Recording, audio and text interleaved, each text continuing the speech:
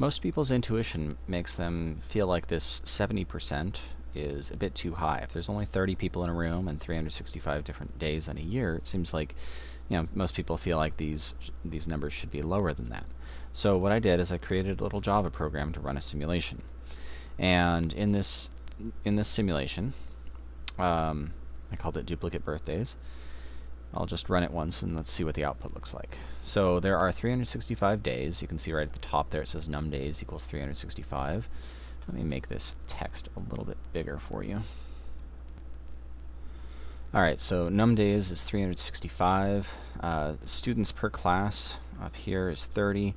Num repetitions is 10. So what I've done is I said, you can see repeat true. That means that within this data there is a repeat value. There are 30 different numbers there, and I don't see right offhand where the repeat is. Oh, 77. I see there's a 77 there and a 77 there. And I just repeated that 10 different times and counted up the number of times that there was a repeat. So the number of times that there is a repeat here, there are 6 times where there was a repeat. If I wanted to run this again, well, I could do that, and you can see in this example there was 8 times with a repeat. I'm not going to go through each of those. If I wanted to run this multiple times, what I've actually done is I made it so I can do, I can change the reps to, let's say, 100. Now, once we start doing it, oh, it would help if I had the right tag, number of reps, 100.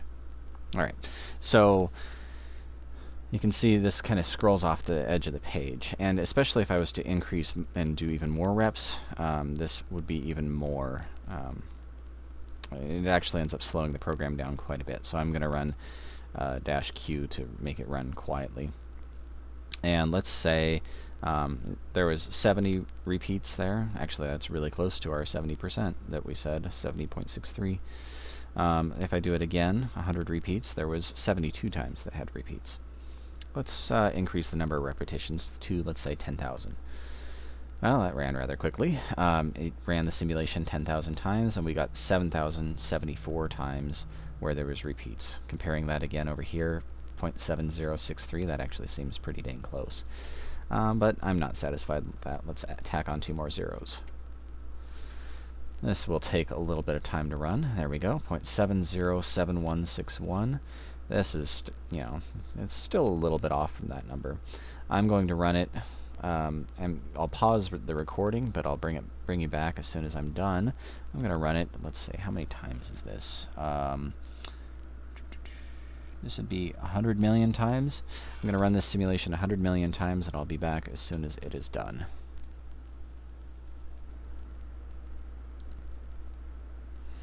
Alright, it looks like it just finished up with, what is that, 70,621,000 times having duplicates. Let's compare that to the numbers that we computed. 7063, well, that's pretty dang accurate. That's actually to 3 significant digits.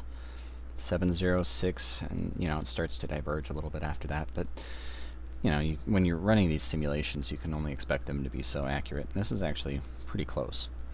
Now, this little program, I made it, not only can you tune the number of repetitions, I also made it so you can tune the number of days in the year. So let's say, oh, I should probably view my help file here. Days. So if I say --days, I can make it only have, I don't know, 50 days in the year. With students, let's say there's 10 students, and reps, I don't know, 10. So I can change the number of days, the number of students per class. That didn't work. Oh, probably because I didn't say students. I said student. I should probably have it give an error if I mess those up. In any case, num days, students per class, num repetitions. Okay, so those are the 3 numbers that I specified. And you can kind of play around with this. This doesn't have to be the number of students in the class.